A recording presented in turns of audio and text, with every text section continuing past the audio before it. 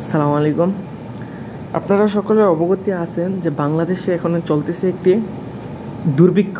দুর্ভিক্ষ বলতে বন্যাটা দুর্ভিক্ষ, এমন এক পর্যায়ের দুর্ভিক্ষ মানুষ চাইলেও তার থেকে প্রতিকার পেতে পারে না যদি ভারত এ বিষয় নিয়ে হস্তক্ষেপ না করে।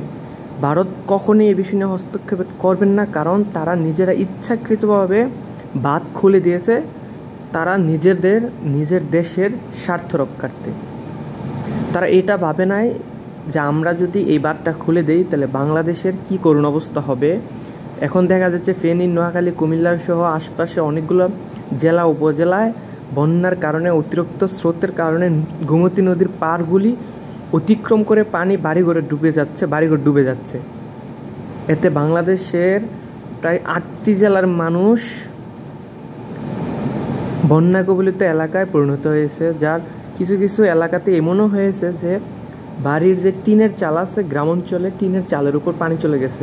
কিছু ছবি ভিডিও ভাইরাল হয়েছে, বাচ্চাদেরকে বাঁচানোর জন্য বিভিন্ন বল কিংবা পাতিলের ভিতর রেখে তাদেরকে নিয়ে অন্য এলাকাতে যাওয়ার বাঁচার চেষ্টা করতেছে।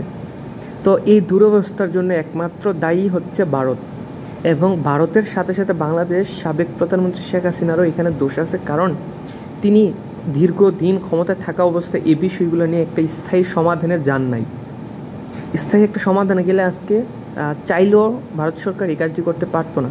ওনারা এখন বলতেছে তারা ইচ্ছাকৃতভাবে বাঁধ খুলে দেয়নি, গেট খুলে দেননি। তাহলে কি অনিচ্ছাকৃতভাবে পানিগুলো ড্যাং ড্যাং ড্যাং ড্যাং করে দরজা খুললা চলে আসলো? এটা হচ্ছে পলকের মতো। আমি ইন্টারনেট বন্ধ করিনি, ইন্টারনেট বন্ধ হয়ে গেছে, এই কথার কারণেই সরকারের পতন হওয়ার নিশ্চিত হয়ে গেল। সাধারণ মানুষ এই সাবেক সরকারের উপর থেকে আস্থা চলে গেছে যে নিঃস্বার্থে, নিজের ক্ষমতার স্বার্থে যে কোনো কার্যকলাপ করতে পারে দেশের মানুষের সাথে। ঠিক ভারত সরকারও বাংলাদেশের সাথে যা করতেছে খুবই অন্যায় করতেছে। বর্তমান প্রধানমন্ত্রী ডক্টর মোহাম্মদ ইউনূস, ওনার কাছে আকুল আবেদন, এটি নিয়ে আমরা বিশ্ববাসীকে নিয়ে একটি স্থায়ী সমাধান চাই। লক্ষ লক্ষ মানুষ আজ রাস্তায় যে উঠবে ওই সুযোগটিও নেই, রাস্তাও ডুবে গেছে, রাস্তা ভেঙে যাচ্ছে।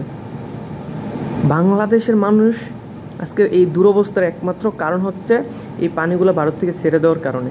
আমরা চাই একটি স্থায়ী সমাধান চাই।